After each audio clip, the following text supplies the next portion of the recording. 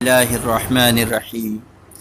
میرے اور آپ کی بلکہ ساری دنیا کے سارے انسانوں کی دنیا اور آخرت کی کامیابی کو اللہ رب العزت نے اپنے پورے کے پورے دین میں رکھی ہے۔ دین آئے گا مصطفیٰ صلی اللہ علیہ وسلم والی محنت سے۔ اس محنت کے سلسلے میں بقیہ نماز کے بعد بات ہوگی۔ آپ سب تشریف رکھیں، انشاءاللہ بہت فائدہ ہوگا۔ میرے محترم بھائیوں، بزرگوں اور دوستوں، میری اور آپ کی بلکہ ساری دنیا کے انسانوں کی کامیابی اللہ رب العزت نے دین میں رکھی ہے۔ دین کی بنیاد ہے لا الہ الا اللہ محمد الرسول اللہ۔ اس کلمے کا معنی یہ ہے کہ اللہ کے سوا کوئی عبادت کے لائق نہیں اور حضرت محمد صلی اللہ علیہ وسلم اللہ کے رسول ہیں۔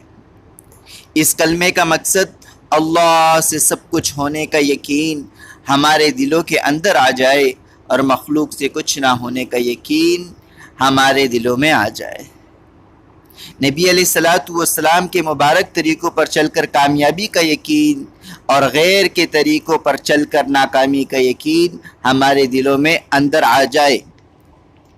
کلمے کی فضیلت یہ ہے، 100 سالہ کافر اخلاص کے ساتھ اس کلمے کو پڑھ لے تو اس کے پچھلے تمام گناہ معاف ہو جائیں گے۔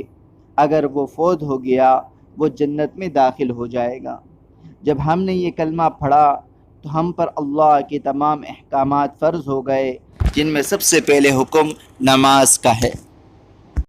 نماز دین کا ستون ہے، نماز مومن کی معراج ہے، نماز شیطان کا منہ کالا کرتی ہے۔ نماز میں نبی اکرم صلی اللہ علیہ وسلم نے آنکھوں کی ٹھنڈک بتائی ہے۔ قیامت کے دن سب سے پہلے نماز کا حساب ہوگا۔ اگر نماز پوری نکلی تو تمام اعمال پورے نکلیں گے، اور اگر نماز خراب ہو گئی تو تمام اعمال خراب ہوں گے۔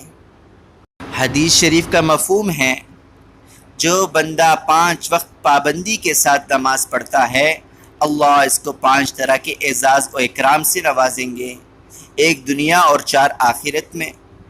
دنیا میں روزی کی تنگی اللہ نہیں دیں گے اس کو، اور مرنے کے بعد جو آخرت کے 4 ہیں، آخرت میں قبر کا عذاب نہیں ہوگا، اعمال نامہ دائیں ہاتھ میں دیا جائے گا، پل صراط کے پل سے بجلی کی طرح پار کر دیا جائے گا، اور بغیر حساب کتاب کے جنت میں داخل کر دیا جائے گا۔ اللہ ہماری ایسی نمازیں بنا دے۔ نمازوں کو سیکھنے کے لیے علم کا ہونا ضروری ہے۔ اتنا علم حاصل کرنا ہر مرد عورت پر فرض ہے کہ 24 گھنٹے کی زندگی اللہ کے حکموں پر نبی علیہ السلام کے طریقوں کے مطابق گزار سکے۔ مال فرعون، قارون، نمرود کی میراث ہے، اور علم انبیاء علیہ السلام کی میراث ہے۔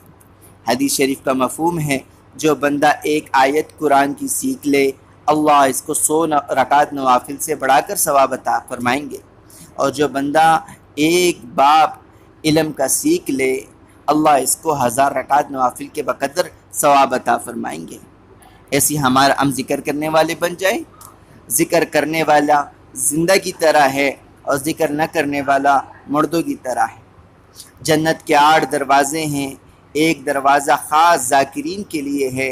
حدیث شریف کا مفہوم ہے، اگر ایک بندہ پیسے تقسیم کر رہا ہو اور دوسری جگہ ذکر کر رہا ہو تو ذکر کرنے والا بہتر ہے۔ ایک بندہ پیسے تقسیم کر رہا ہے اور دوسرا بندہ اللہ کی ذکر میں مشغول ہے، تو جو بندہ اللہ کی ذکر میں مشغول ہے وہی سب سے زیادہ بہتر ہے۔ اکرام مسلم کا مقصد ہے ہم اپنے حقوق کے ساتھ ساتھ دوسرے مسلمانوں کے حقوق بھی ادا کریں۔ رسول اکرم صلی اللہ علیہ وسلم کی حدیث کا مفہوم ہے، مسلمان کی بیمار پرسی کے لیے جو بندہ صبح کو جاتا ہے تو شام تک 70,000 فرشتے مغفرت کی دعائیں کرتے ہیں، اور اگر شام کو جاتا ہے تو صبح تک 70,000 فرشتے مغفرت کی دعائیں کرتے ہیں۔ اسی طرح ہم چھوٹوں سے پیار کریں، بڑوں کی عزت کریں، علماء کی قدر کریں۔ رسول اللہ صلی اللہ علیہ وسلم نے فرمایا، جس میں 3 صفات نہ ہوں وہ ہم میں سے نہیں ہیں۔ ہماری صحیح نیت ہو کہ نیت کہ صحیح نیت کا مقصد ہے کہ ہم ہر نیک کام اللہ کے لیے کریں، اللہ کی رضا کے لیے کریں۔ حدیث شریف کا مفہوم ہے اخلاص والے ہدایت کی چراغ ہیں، اس کی وجہ سے اللہ رب العزت بڑے بڑے فتنوں کو دور کرتے ہیں۔